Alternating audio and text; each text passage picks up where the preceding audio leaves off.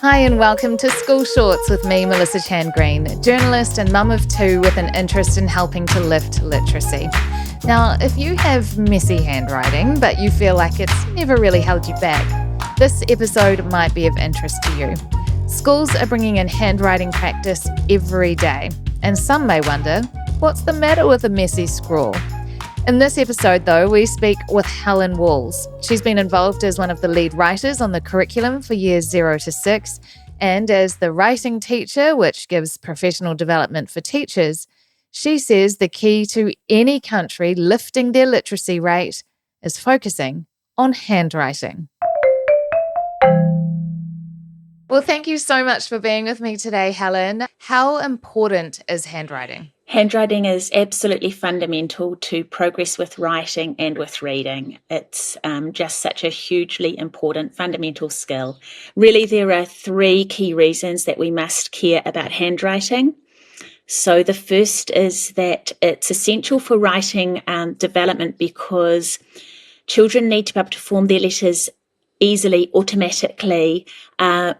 Otherwise, this is all that they will be able to focus on. So we're thinking here about working memory limitations. Working memory is the part of our brain used in all new learning and all problem-solving situations, and it is highly limited in its capacity.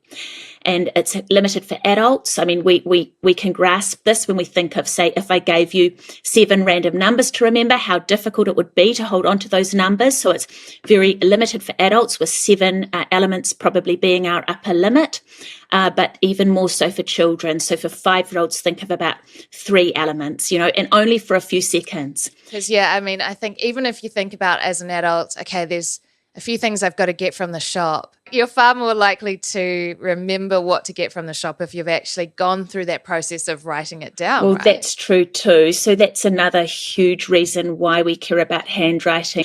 The thing is that because working memory is so limited and is highly in demand during writing, more so than probably anything else we do. It's every time we write, we're writing something new. It's productive. We're thinking about our ideas, our words, the sentence, how we get it done on the page, how we read and check. We're thinking about punctuation. There's so much going on.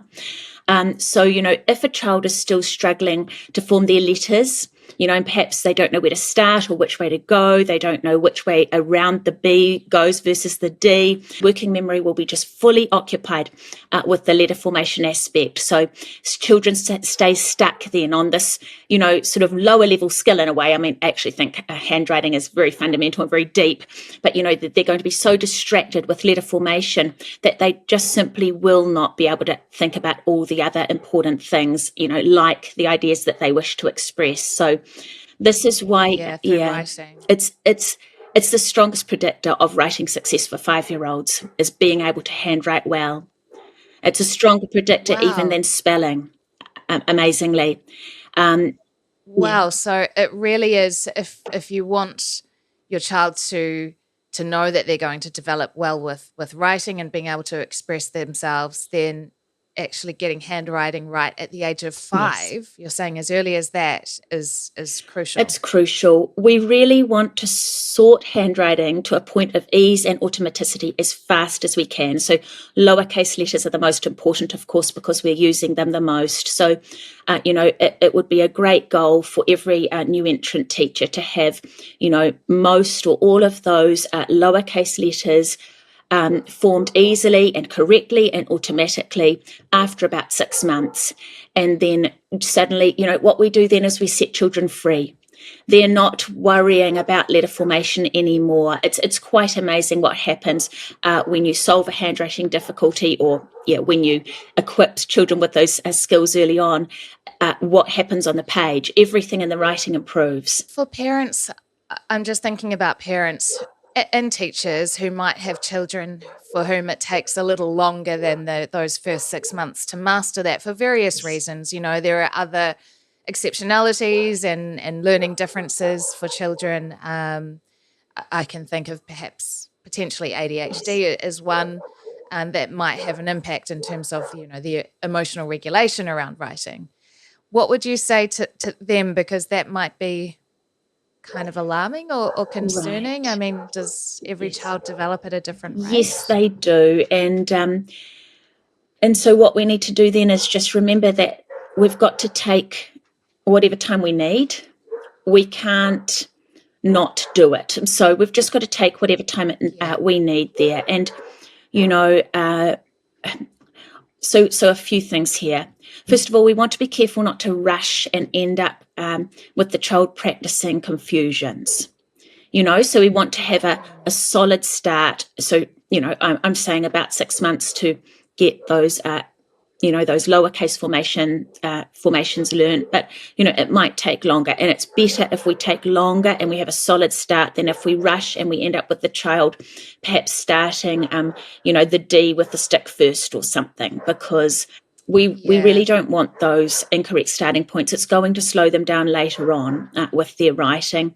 But another problem, probably even a worse problem, is a reversal, so that the B or the D are confused, or they don't know which side of the tunnel you put the stick when they're writing an H. All of this. That's quite common, isn't it? It's common. Is that quite common to start with? It's common. It's I'm not a neuroscientist, but I hear that this is because children, we all need to be able to recognize any shape from any angle. My mother's face is still my mother's face, whether she's looking down at me from the cot or turned to the side talking to my father or whatever. So it's actually really quite natural and important that we can recognise a shape from any angle. And so that's why something like B and D, which is really just the same shape but flipped, is really tricky. So it is difficult. And the other thing that can be difficult, by the way, is just the physical skill. So handwriting is a visual skill, but it's also a physical skill. And talking of slow starts, I have two sons, and my youngest is highly intelligent, but he has sort of a slight motor skill weakness.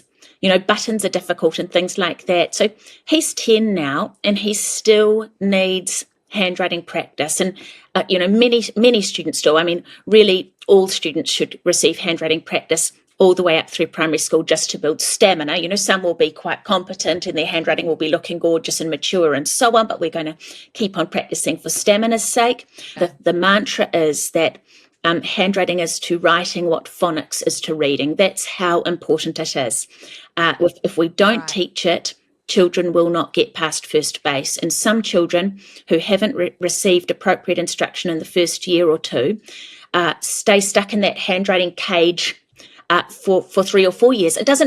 Or 5 or 6. Gosh, I mean, I've met year 8s who have a major unaddressed handwriting difficulty, and their writing doesn't really progress beyond a sort of a year 1 level. And it's because it doesn't matter how motivated they are, how committed their teacher is, but if he or she, if their teacher is teaching these more age-appropriate goals, perhaps they're teaching them, for example, how to organise a persuasive essay, and the student might have the best intentions and might be listening on the carpet to all these ideas about rhetorical questions and so on.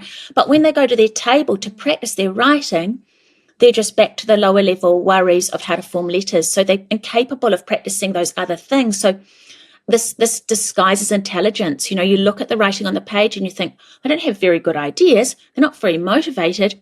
It's a handwriting difficulty. It's a visual or a physical skill that's holding them back, and that's all. And I can see how that could really have an impact right through to high school, especially when it comes to an exam time, and a student might have really good ideas, but a lot of students say, or in an exam, I kind of get a bit stuck and I can't get it all out. And that, I guess you're saying, handwriting could be a factor in that. It probably is for many of our secondary students. I've worked with some secondary teachers who tell me that even writing, one teacher showed me a list of names, a sign-up sheet for rugby, and, the names were barely legible, some of them, and so this is because we unfortunately weren't equipped with the right information. We were actually discouraged from teaching handwriting. So it's not the fault of teachers. We were given the totally wrong messages around this very important skill. So, many students have missed out on what they needed. Are there any other reasons why it's so crucial to writing? Yes, definitely. So the second big reason is motivation and confidence. So this is where the look of the handwriting matters quite a bit. So and this one is really, I think, really big for well, all of them actually are really big for boys. Boys are presenting more often with these fine motor difficulties, and if you talk to any teacher, they'll often tell you it's the boys who are less enthusiastic about writing. And I believe that a lack of attention to the teaching of handwriting is a major contributor here. So you imagine the experience of the child who comes to school and hasn't really had a great ECE experience, but also might have some kind of fine motor difficulty. And so when they start to write, they find it really difficult, but also their writing looks really babyish on the page. And if there's When we're talking about fine motor, sorry to interrupt, Helen, are we talking about using your hands and those kind of small movements of the Yes, hands? that's right. Yes. So, for these children, if they're sitting there and they're feeling like writing so hard and their teachers ask them to write a sentence, but actually all they can think about is which way around the D goes, and then they look at their page and all the letters are falling off the line and they're big and babyish looking, and then they're perhaps sitting by someone who's had a very different early childhood experience. Perhaps her auntie taught her to write some letters before she came to school or whatever. You're comparing your work with their work and feeling like a failure. So then you think, I'm bad at writing. I hate writing. I don't want to do this anymore. And so many children will do things to avoid writing practice. And then, of course, they don't get better. And so we have this Matthew effects phenomenon whereby, rich get richer and poor get poorer. So children that come to school, and we know we have a problem with this on a national level in New Zealand, children that come to school with, a reasonably good level of knowledge and skills around, books and writing and so on, do okay, do well. The ones that come with less stay low. And so our gap gets wider and wider. And I just always have to bring up this most shameful statistic here, in the NCEA pilot of new literacy standards in 2021. So 2/3 of I think it was year 10s who sat that test passed reading, only 1/3 passed writing, but of the decile 1 students who sat that test, only 2% passed the writing standard. I spent 12 of my 18 years as a classroom teacher in a decile 1 school. This is not a reflection of the potential of these students. They are wonderful, highly intelligent, responsive students. But, I believe that it's about the inadequate method, and especially about a lack of attention to the teaching of handwriting. I really think that, getting handwriting teaching happening in every class every day, and the best possible programs too, will be the fastest and most important step that we can all take to start to address, these low rates of achievement, but also these inequitable outcomes. Yeah. Isn't it interesting that has such a big impact, that people really haven't been thinking about that? Yes. For many years. So that's the second point as to why handwriting is so important. Are there others? Yes, there's others. So, there are really many other reasons, but I think the third big reason, and a really interesting and really amazing one, is that handwriting is crucial to reading development too. So children who practice, for example, their spelling patterns and their words by handwriting those spelling patterns and words will remember more than children who practice by typing or tracing or using letter tiles, manipulating little tiles to create words and so on. So we might intuitively be able to grasp why. When I'm handwriting letters, I have to plan for size, shape, space, speed. I have to, of course, also have a really strong image of the letter in my mind. And then I get much more interesting and varied feedback as well. So every letter feels a little bit different as I move my hand or my pencil across the paper. And then every letter sounds a little bit different too. So compare this to typing or tiles, where everything feels and sounds the same. So intuitively we might grasp why, but neuroscientists have used the MRI scanning and shown that only handwriting, not typing, not tracing, not letter tiles, only handwriting is actually lighting up the brain's reading pathway, that orthographic mapping pathway, which is the new brain pathway that we build when we teach early reading and spelling.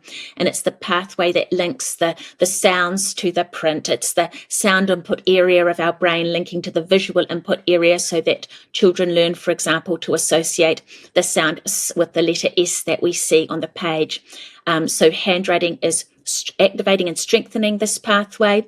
It actually facilitates the development of this pathway in pre-literate children. So studies have been done on 4-year-olds learning letter names. When they just look at the letter on a card or whatever, this pathway doesn't light up. When they're asked to write the letter, the pathway lights up.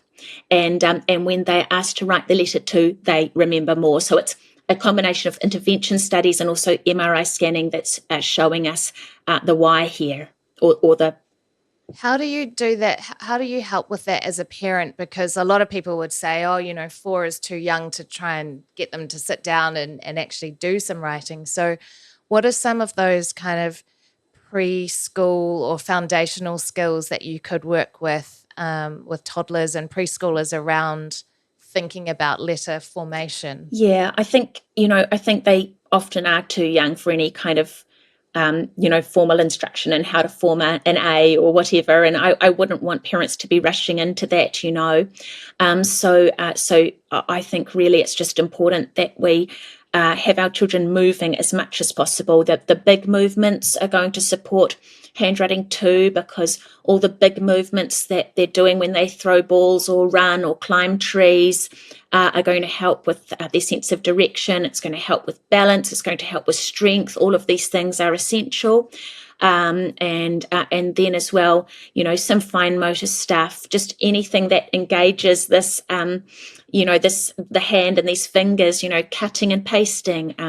ECE teachers have a wealth of knowledge here, and I'm thinking of my own son's preschool education. Eyedropper art, eyedroppers with dye inside. Yeah. Holding little, like the tongs, using tongs to pick things up. Tongs and tweezers, threading beads, painting as well, the paintbrush, the short crayon or the short piece of chalk. Drawing with these is really wonderful. Play-Doh. So all of that stuff that we're doing anyway, probably. At my daughter's preschool, they're calling it mark making now, because she comes home with these pages and they've just got a few lines on them, but it's mark making, and that's all part of it, right? That is actual handwriting practice. That's all part of it. And then I guess if we just want to add in one little teaching point, oh gosh, I do have a pencil here, good.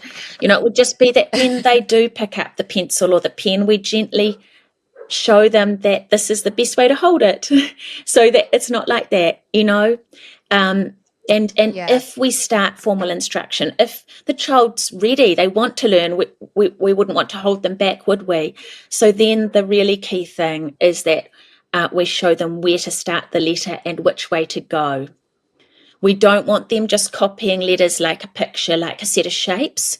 We want them to know, for example, that with the D, we start in the middle and we do an anti-clockwise roundy shape first before we go up and come down again for that stick.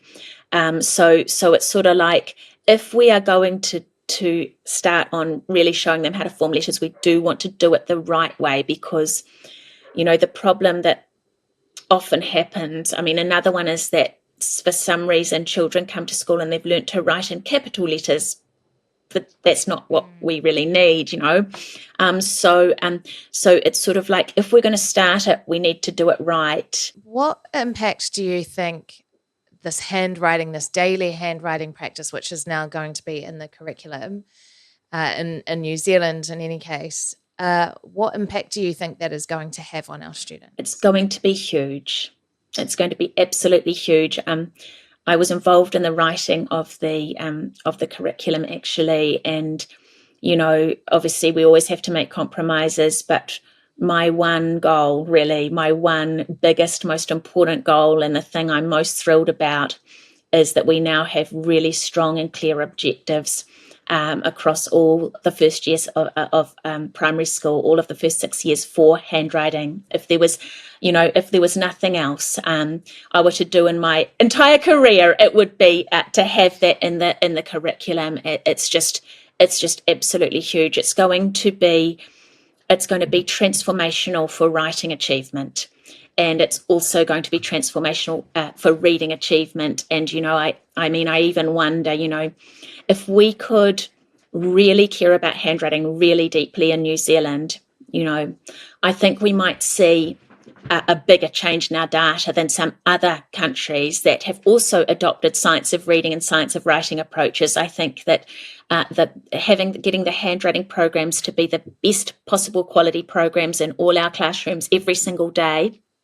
And by the way, caring about handwriting throughout the day, because what's the point in me doing this really fantastic lesson for 15 minutes and then having the children let loose with their draft book and reverse every letter or write everything upside down and back to front and letters falling off the line? I mean, we're not going to get anywhere when that's the case, are we? It's one step forward, two steps back. So we need the super sharp handwriting lesson, and then we need children to be practicing their best handwriting every time they write. They're going to need very close support when they start to write little sentences in their book when they're 5 or 5.5 perhaps, because we just do not want any reversals practiced, right? So the teacher needs to be there to preempt that.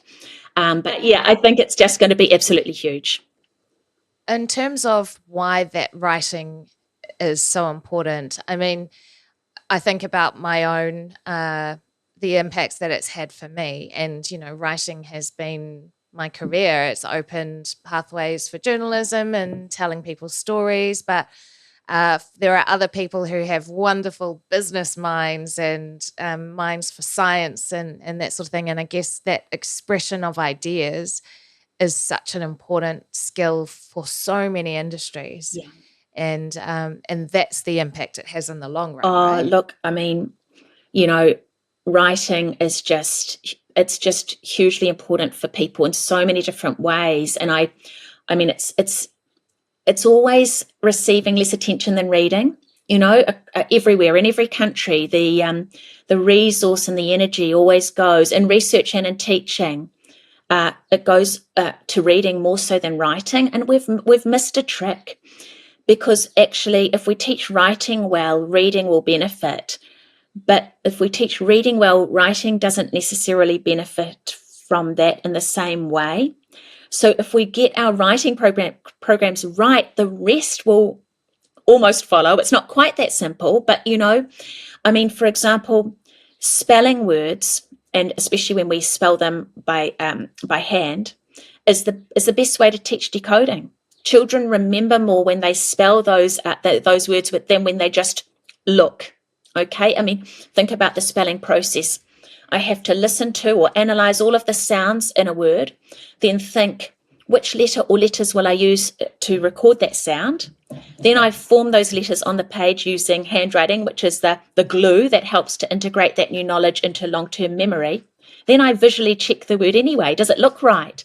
So I get the reading practice too. It's a much more in-depth process that leaves nothing to chance compared with the looking first. And of course, as well, Melissa, I'm sure you're really well aware of this. When we write about something, we think about it deeply.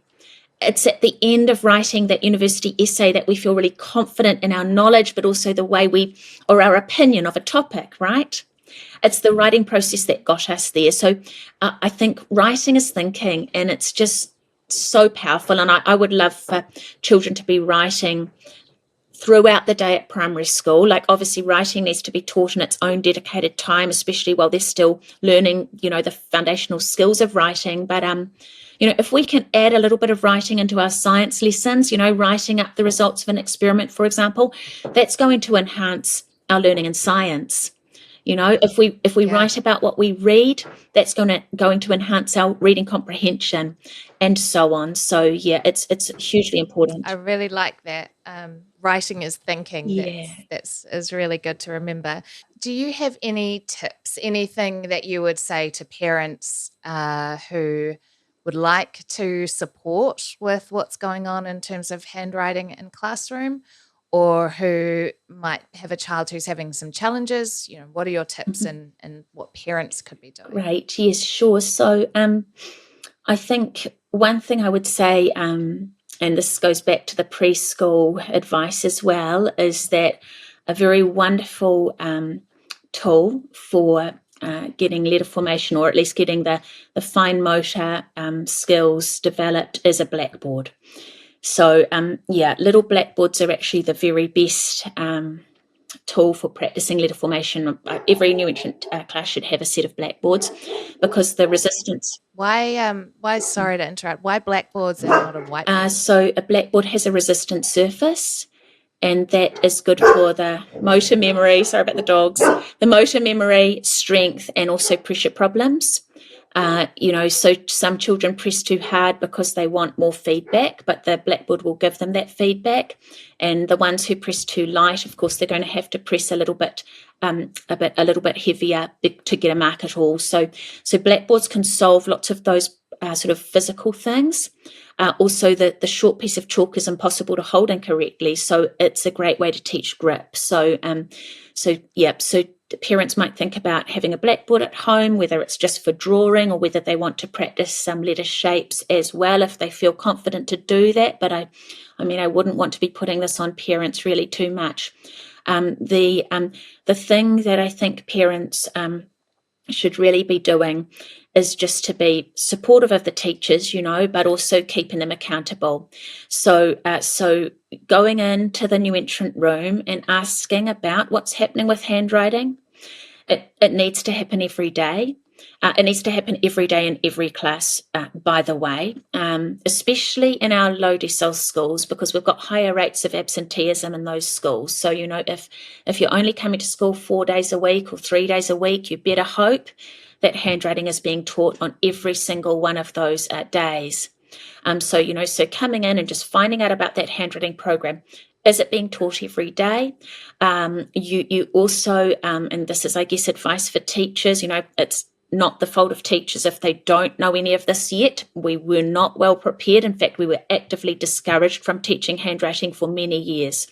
But we want a lesson where children are shown how to form letters. So the teacher models for them several times the letter, and then they practice themselves with very close supervision. So the teacher needs to be watching the children like a hawk, because sometimes a child might do, for example, a row of C's starting at the bottom and going up, and they look okay on the page, but the child's just practiced an incorrect starting point and incorrect formation that is going to hold them back later on and slow them down with writing.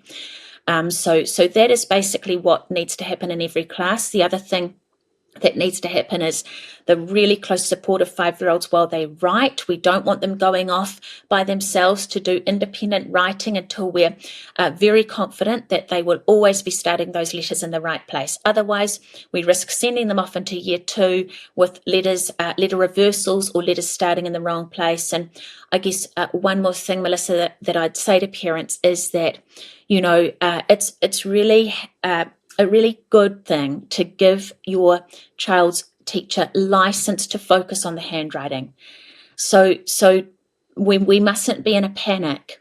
We mustn't be in a panic. If they're already 6 and handwriting is still an issue, let's go for it. Let's really think about that being the first thing we need to solve.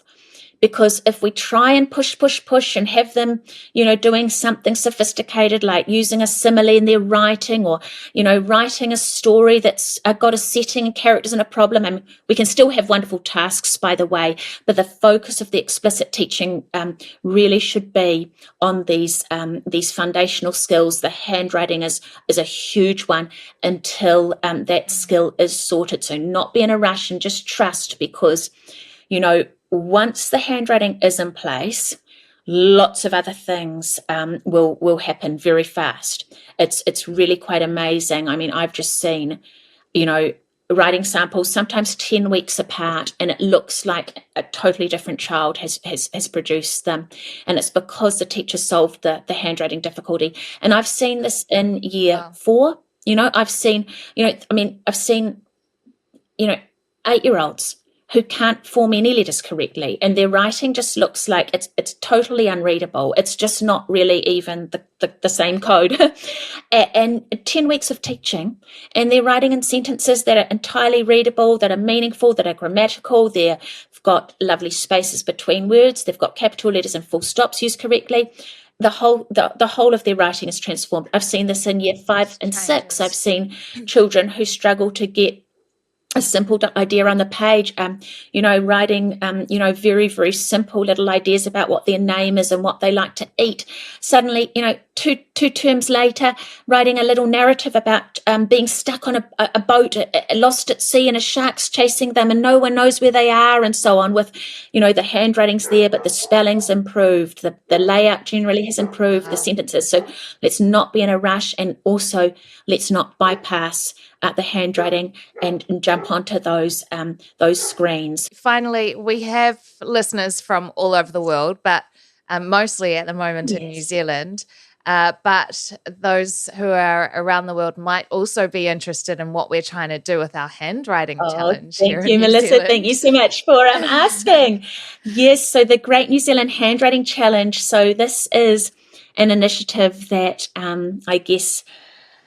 it's an initiative that Dr. Christine Braid and I started a couple of years ago, because we firmly believe that, establishing really high quality handwriting programs in every New Zealand classroom is going to be the single most important step we can all take to address our low rates of achievement in writing, but also in reading.